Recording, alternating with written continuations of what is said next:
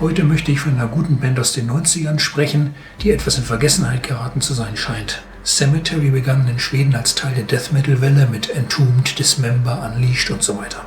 Ihr erstes Album An Evil Shade of Grey deutete mit seinen Keyboard-Einsprengseln schon vorsichtig an, dass sich die Band vom typischen Death Metal weg in eine melodischere Richtung entwickeln könnte.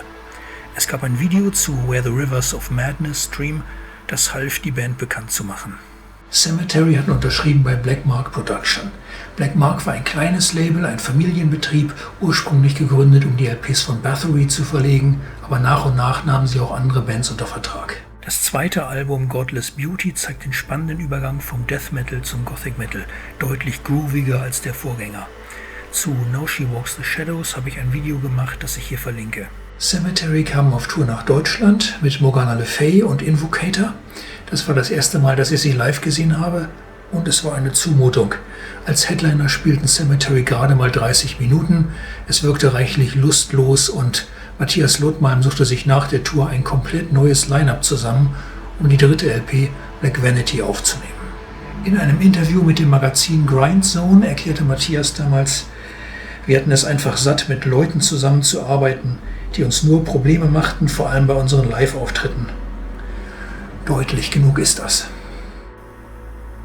Zu Sweet Tragedy gab es einen Videoclip, aber von Bitterseed bis Rosemary Taste the Sky überzeugt Black Vanity komplett, das wohl beste Album der Band.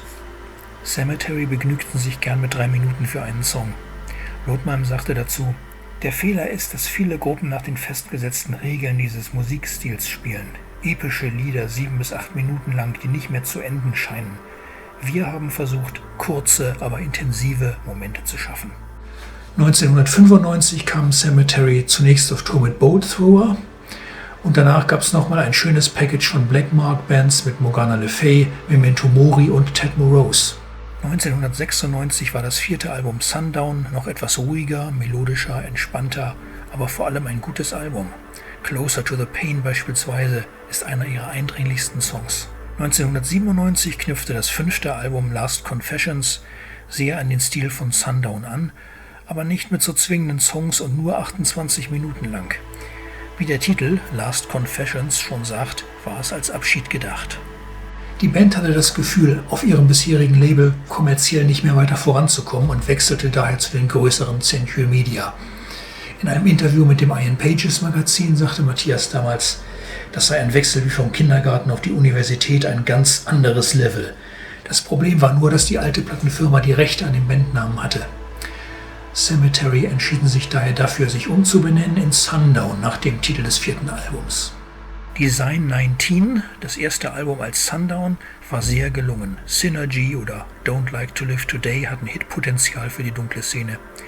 Sundown kam auf Tour als Support von My Dying Bride. Das war das 4. und letzte Mal, dass ich die Band live gesehen habe. Umgeben von Nebelschwaden spielten Sundown eine beeindruckende Show. Black Mark waren inzwischen nicht untätig gewesen und brachten ein Best-of-Album heraus. Sweetest Tragedies fällt durch ein sehr liebloses Cover auf, das irgendjemand in 5 Minuten zusammengehauen hat und enthält nur bereits bekanntes Material, braucht also niemand. Sundowns nächstes Werk, Glimmer, war leider ein zerfahrenes Album, das mehr in den Elektronikbereich ging und nie die Atmosphäre des Vorgängers hatte. Nach dem Flop dieses Albums wurde der Bandname wieder gewechselt. Als Cemetery 1213 spielten sie das Album The Beast Divine ein, das ein Versuch war, zurück zum musikalischen Stil von Godless Beauty und Black Vanity zu gehen, mit Betonung auf Versuch. Die Review dazu im Rock Hard Nummer 157 sagt: Auf der einen Seite finden sich hier einige sehr schöne Gothic-Rocker, dazwischen aber auch immer wieder harte, verzerrte Elektronummern. Ein gutes Album, das jedoch jegliche klare Linie vermissen lässt. Cemetery 1213 verloren ihren Deal bei Century Media und eigentlich wäre das Ende der Geschichte gewesen. Völlig unnötigerweise veröffentlichte Lothmalm 5 Jahre später bei Black Mark Phantasma, ein komplett alleine am Computer programmiertes Album, das mit Heavy Metal nichts zu tun hatte und damit auch in der Fanzuneigung der Schlusspunkt war. Fazit: Was kann ich von Cemetery empfehlen?